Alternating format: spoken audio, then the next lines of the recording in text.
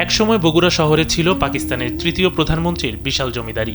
তার বসবাসের জন্য ছিল একটি বিশাল প্যালেস বা প্রাসাদ সদৃশ বাড়ি। কিন্তু এখন বগুড়া শহরের ব্যস্ত বাণিজ্যিক এলাকায় অবস্থিত শরীফুদ্দিন সুপারমার্কেটের ভেতরেই অবহেলায় পড়ে আছে তার কবর।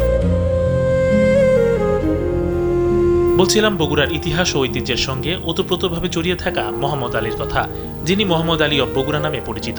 তিনি ছিলেন পাকিস্তানের তৃতীয় প্রধানমন্ত্রী।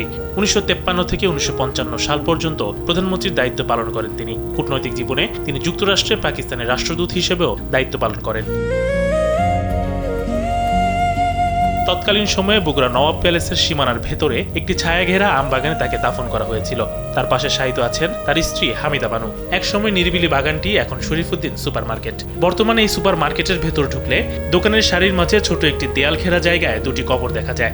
প্রতিদিন শত শত মানুষ এই মার্কেটে কেনাকাটা করতে আসেন, কিন্তু তাদের খুব কম সংখ্যকই জানেন যে এই মার্কেটে চিরনিদ্রায় শায়িত আছেন দক্ষিণ এশিয়ার রাজনীতির এক সময়ের প্রভাবশালী ব্যক্তিত্ব। তার বংশধর থাকাকালীন এটা অবহেলিত ছিল।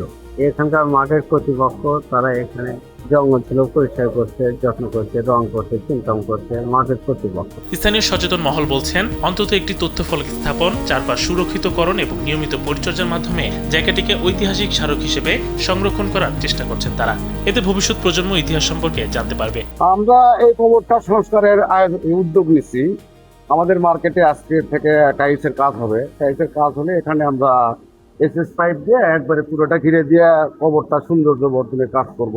হয়তো ফুলের গাছ টাছ দিব, এই ধরনের দিয়ে।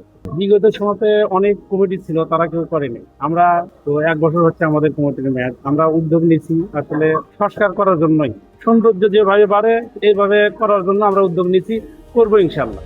বগুড়ার বুকে নীরবে দাঁড়িয়ে থাকা এই কবর কেবল একজন সাবেক প্রধানমন্ত্রীর সমাধি নয়, এটি একটি সময়ের রাজনৈতিক ইতিহাসের স্মারক। যথাযথ সংরক্ষণ ও সচেতনতা ছাড়া হয়তো একদিন এই চিহ্ন হারিয়ে যাবে ব্যস্ত বাণিজ্যিক উন্নয়নের ভিড়ে। ইমাম শরীফ, কালবেলা।